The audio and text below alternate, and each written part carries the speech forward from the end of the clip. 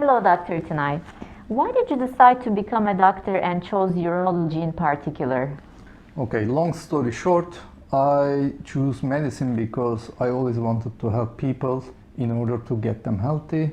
And regarding urology, I believe it's the most exciting specialty in medicine. That's how I felt during the medical school.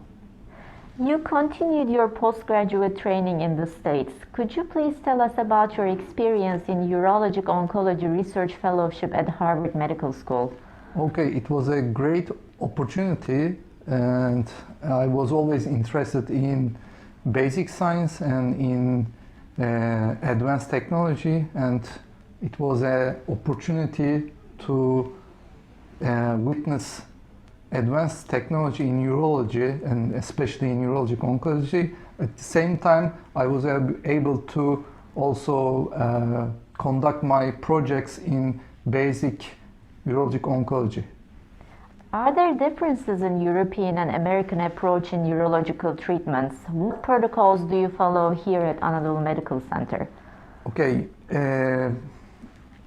I prefer to talk about urologic oncology because that was my main specialty, and there are substantial differences between the United States and Europe.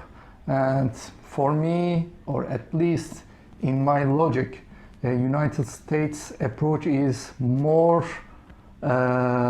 meaningful and more useful for urologic oncology in the daily urologic practice. Is there any specific subspecialty of urology are you particularly interested in, or any specific type of surgery? Okay, for the urologic subspecialty, yes, only urologic oncology. I'm proud to call myself as a uro-oncologist, and for the surgeries, I mean, any kind of surgery is interesting, but my favorite is bladder cancer, where I can perform radical cystectomy and perform new bladder surgeries.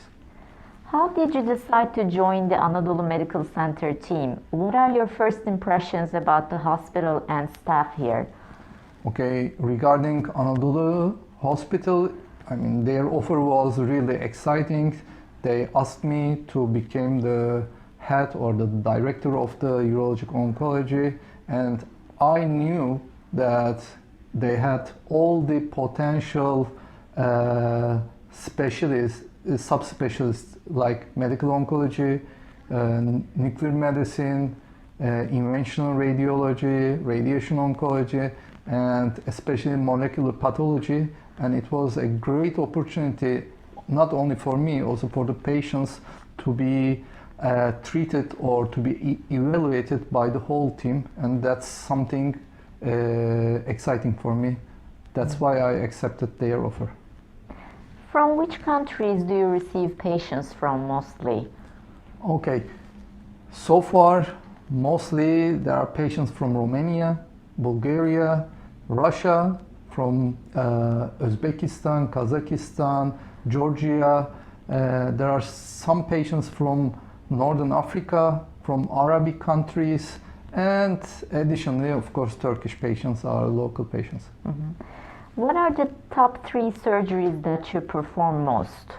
Okay, top 3, what I like is bladder cancer surgeries, kidney cancer surgeries, and prostate cancer surgeries. And in the daily practice, these are the top 3, but I'm also interested in testicular cancer surgeries. Mm-hmm. About men's health, what is important to know and observe for a modern age man in order to maintain health for a long time? Okay, today everyone is looking for a miracle. There is no miracle substance, no miracle pill, no miracle medicine. What I believe is if you are in the balance, I mean, if your health is in balance, if you do regular exercise, if you eat sensible and small, then you are doing the most for your men's health, not looking for a magical. How important is early diagnosis in urology? How often do men need to do urological checkups? Okay, for early diagnosis, we have the 2 top organs. One is prostate cancer and the other one is the testicular cancer. Both of these organs for their early diagnosis of their cancer, there are screen tools. For prostate cancer, we have the screen tool, which is the PSA level and evaluation by the uro-oncologist. And for the testicular cancer, we have the screening tool where the people, not the patients, all people between their 15 and 40 years old, these young people, they can self-examine their testicles, and that's a screening tool in testicular cancer. What do you do besides medicine? Any interesting hobbies? Okay, I used to be a semi-professional basketball player before the medical school, but I still play basketball. At the same time, I also run long distance, and besides, I spend most of my time with my family. This is probably my favorite hobby. What do you expect the future of urology be? Any specific changes or developments that you can foresee?